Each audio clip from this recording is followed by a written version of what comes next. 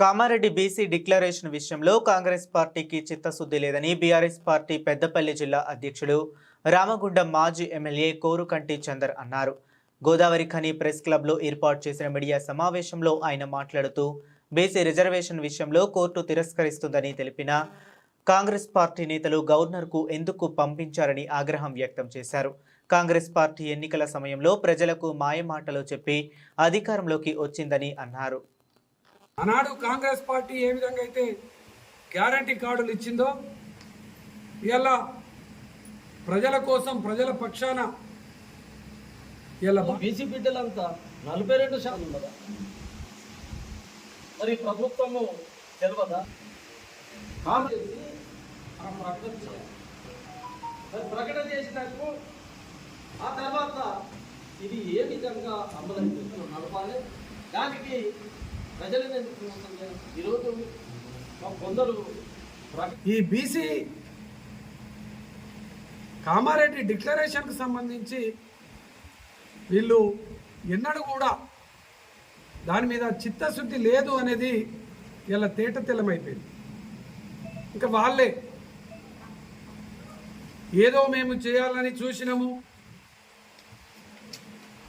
ఇలా కోర్టు తిరస్కరించిందని మాట్లాడుతుంది.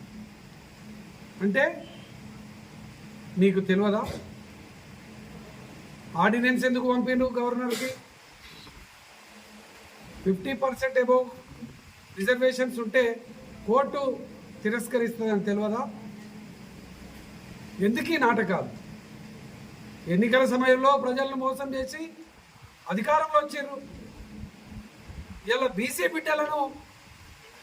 బిడ్డలకు అన్యాయం చేస్తూ వాళ్లకు ఇలా ప్రజలను తప్పుదోవ పట్టించేటువంటి రీతిలో ఈ యొక్క కాంగ్రెస్ ప్రభుత్వం, రేవంత్ రెడ్డి ప్రభుత్వం చేస్తున్నటువంటి ఈ యొక్క నయవంచన ప్రజలకు అర్థమైపోయింది.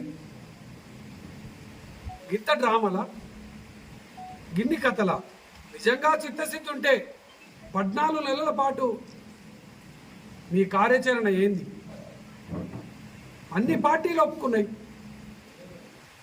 మరి ఈ బీజేపీ మీరు ఇలా టైఅప్ అయిపోయి ఈ యొక్క ప్రజలను మోసం చేస్తున్నారా? బీసీ బిడ్డలకు అన్యాయం చేస్తున్నారా? ఈ డ్రామాలన్నీ ఇలా ఈ నోటిఫికేషన్ స్టే ఇవ్వడంతోనే ప్రజలకు అర్థమైపోయింది. కాబట్టి ప్రజల్లారా, బీసీ బిడ్డల్లారా, ఈ మోసాన్ని తప్పకుండా ఎండగట్టండి. ఈ యొక్క బక్వాస్ ప్రభుత్వాన్ని నిలదీయండి. ఈ యొక్క ప్రజలను మోసగించే మాటలు మాట్లాడేటువంటి కాంగ్రెస్ నాయకులను గ్రామాన నిలదీయండి, ప్రశ్నించండి. వాళ్ళ చిత్తశుద్ధిని